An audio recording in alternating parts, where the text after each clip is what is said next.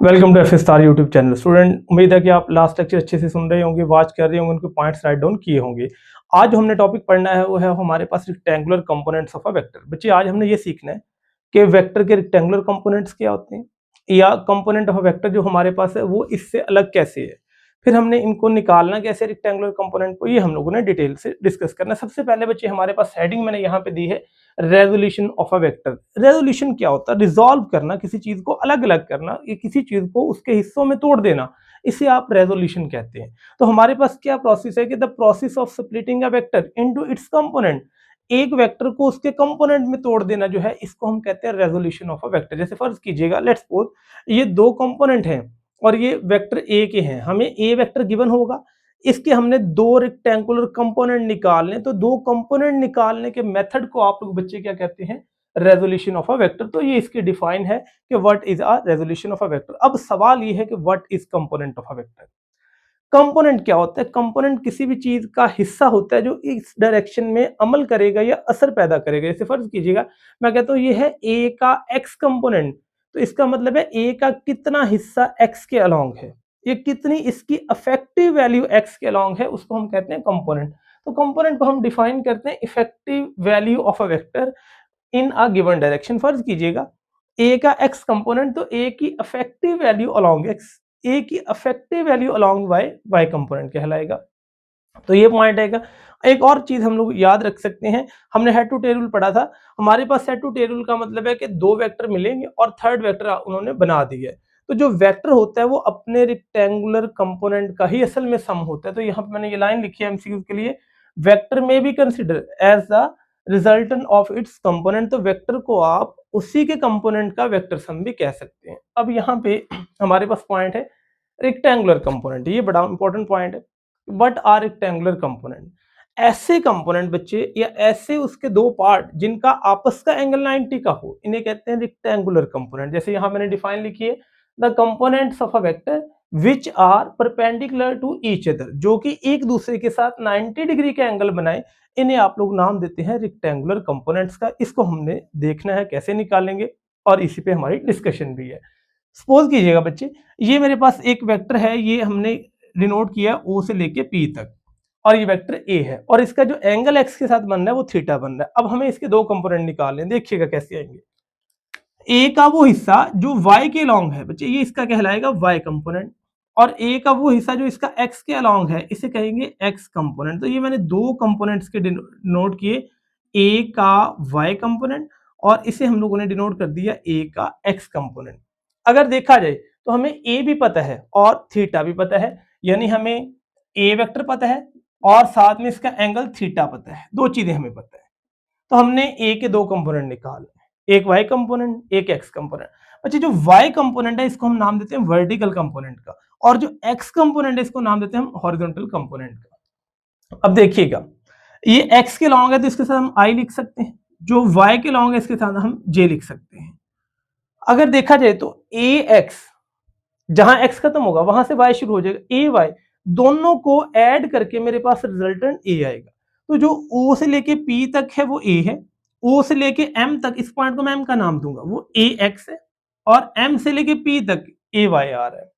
तो यहां मैंने लिखा हुआ है कि जो ए है इसके दो कंपोनेंट बने, एक ए एक्स बना और एक ए वाई बना। ए एक्स को मैंने नाम दिया ओ एम का, और ए वाई को मैंने नाम दिया एम और पी का, यानी एम से पी तक की वैल्यू है।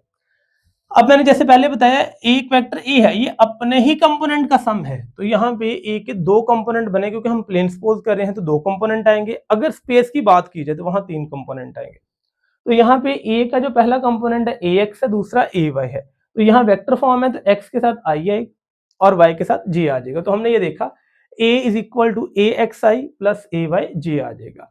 अब हमें यहाँ पे इन कंपोनेंट्स की वैल्यू निकालनी है कि ए और थीटा से ए एक्स कैसे निकालेंगे और ए वाई, ये बड़ा इंपॉर्टेंट पॉइंट है। पहले इस ट्राइंगल को देखते हैं। जो चीज थीटा के सामने, इसको बच्चे हम नाम देते हैं परपेंडिकुलर का।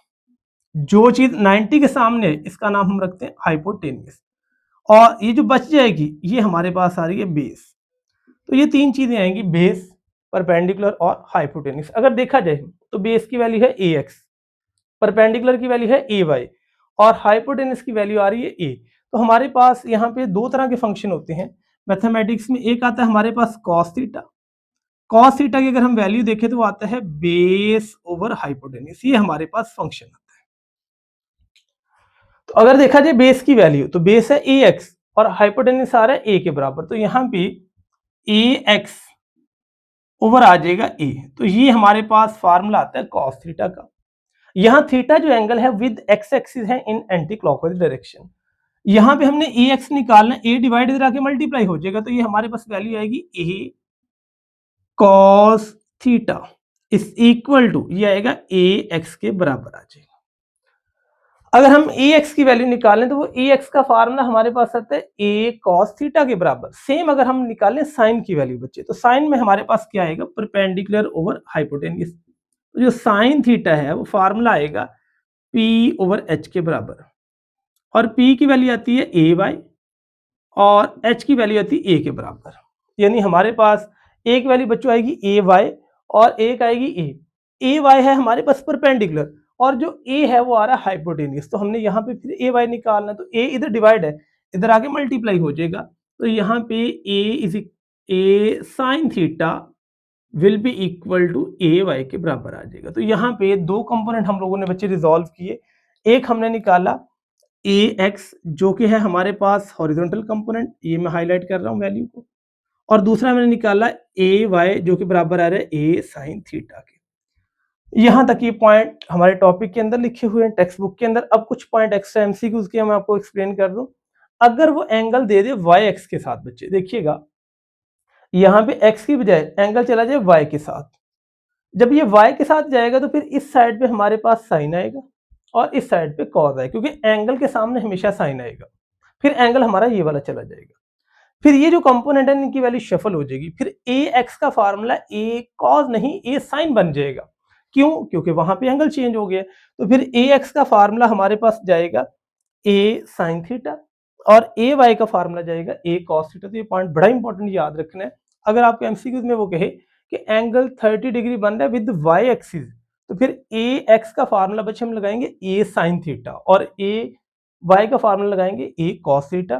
तो ये बात याद रखनी है, ए एक्स ए कॉस थीटा या ए वाई ए साइन थीटा सिर्फ तभी है अगर एंगल है एक्स के साथ।